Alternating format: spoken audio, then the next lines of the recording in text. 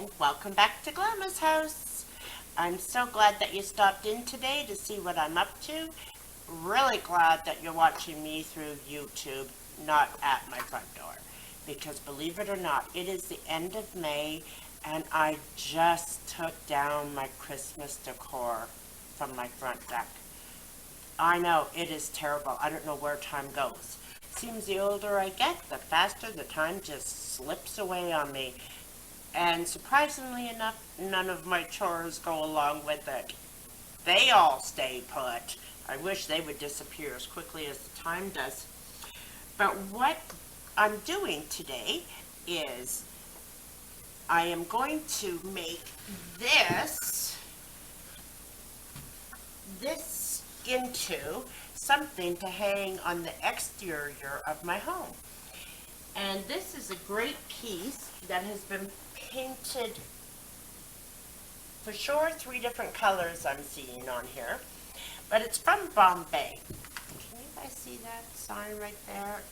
It is from Bombay, and so it's very good quality. Where is it? Right there.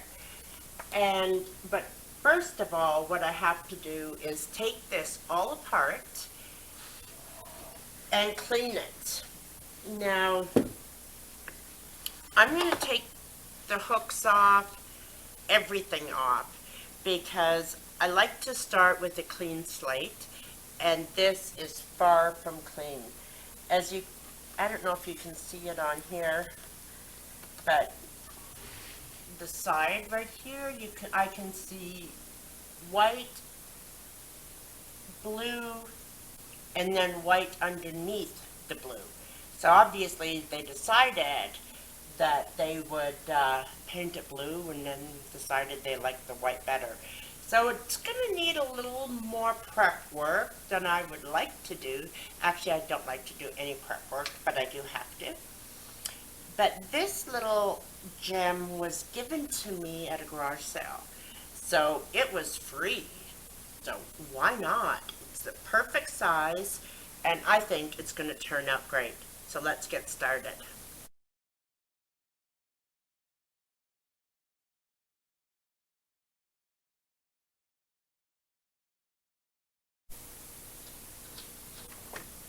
Okay, I just took the hardware off, and this inside piece just popped right out, and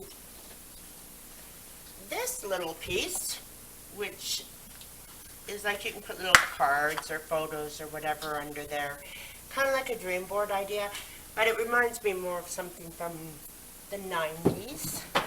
So you can see up here I removed the hooks, and now it is in dire need of some sanding.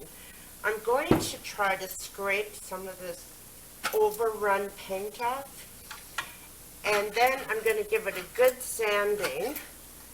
I already did wipe this down once, and it's definitely going to need it again, but if I can scrape some of this paint off, that would be fabulous.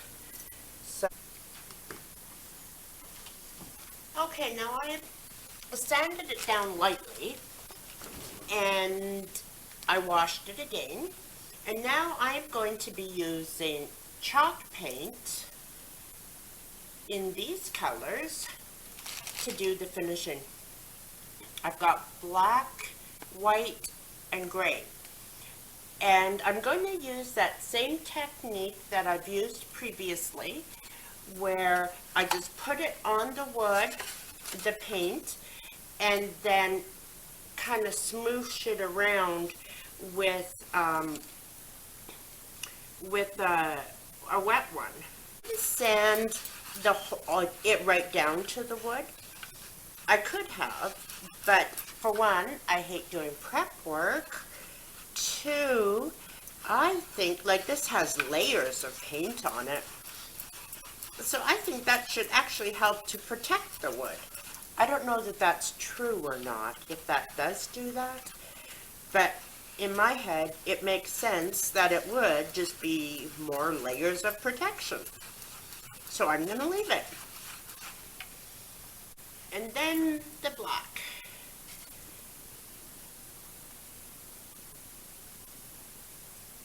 And chalk paint gives great coverage, so that's why I'm choosing to use chalk paint. And some foam brushes. Now, I'm just going to do some over here and just kind of smooshing it around wherever I want. I want the gray to be the main color and trying to make it look like old wood. So hopefully that works. And then I will add the gray, add the black. And then I will get a baby wipe to smoosh it all together. And I'm just putting some black in various places, just like that. And then I'm going to take a baby wipe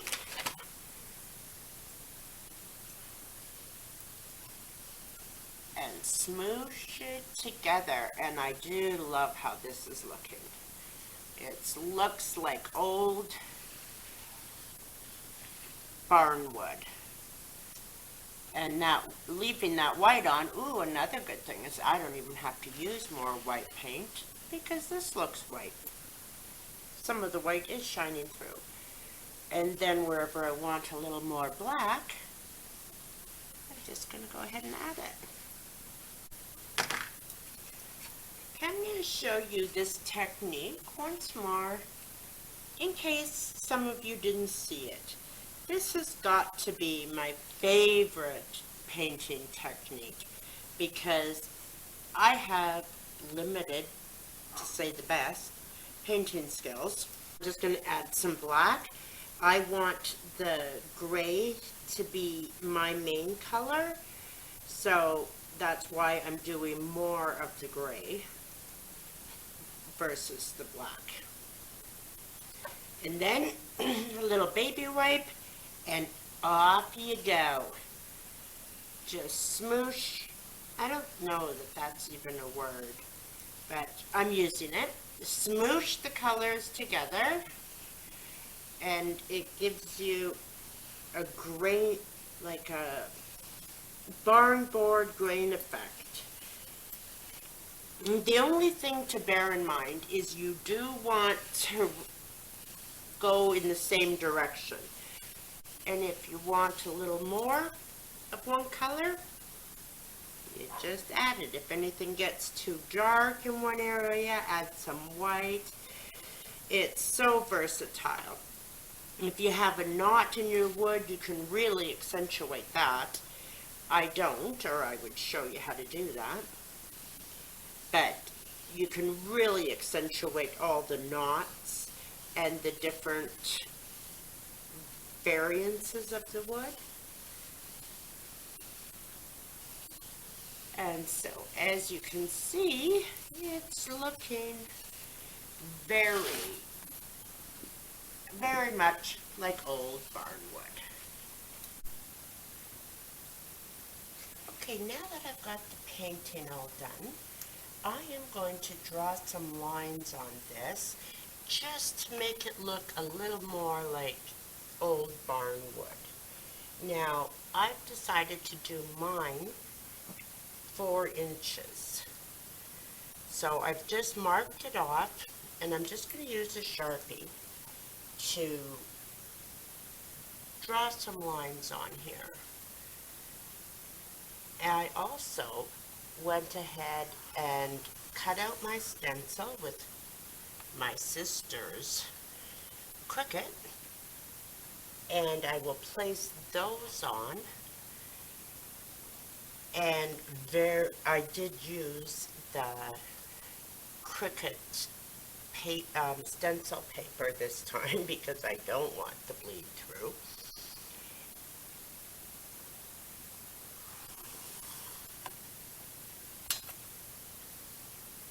is my home, and I've marked it off where I want this to lay. I sealed my barn board and the frame with 2 coats of clear coat polyacrylic because I just want to protect the paint that is there, and I don't want this stenciling or the other paint to pick up any of the paint that I've already got down. Now that I have my stencil in place, I'm going to use a makeup sponge to do the painting, and I'm going to go over it a few times rather than put a lot on at once. Just going to show you when I'm using the makeup sponge, I'm going to go directly down, pushing the paint and my stencil down at the same time. I'm hoping that that will stop a little bit of the bleed through. Okay, as I hope you see, I think it turned out perfect. No bleed through whatsoever. What I'm going to do is put a little barn roof on top of my sign. I'm just going to hand paint it. So I'm just going to start in the center there. I did practice on there before and I made a mistake, as you can see. Another good reason to always clear coat it, because now I can go and erase that initial line without worrying about my coat underneath there. So I am just going to freehand that part now just with the brush. And I think that will do the trick. Okay, now I'm going to lightly distress it just to give it a more warm look. To put chicken wire over the entire thing. So just a light little distress before we get to that. So I'm going to let this dry and then we can start putting it all together. I did paint the hooks that were underneath, and I painted those with Rust-Oleum 2-in-1 paint and primer. Okay, now here is my chicken wire. So I'm just going to cough and choke. I'm just going to lay this flat on here. Press it down good and tight. And then I'm just going to fold these over.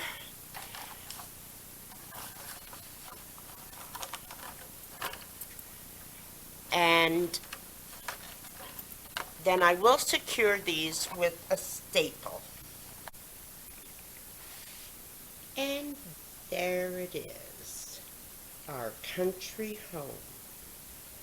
I love the way it turned out. It is exactly what I wanted.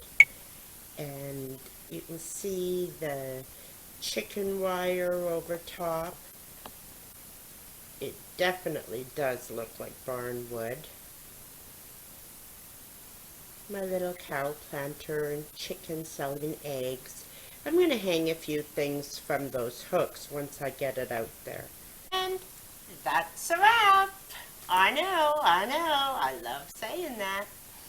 Well, I quite like the way that my sign turned out. I'm going to add a few little things out front, and then I'll show you where it's going to hang in its permanent home. So until then, I hope you go out and love and nurture everyone and everything in your part of the world. Till next time.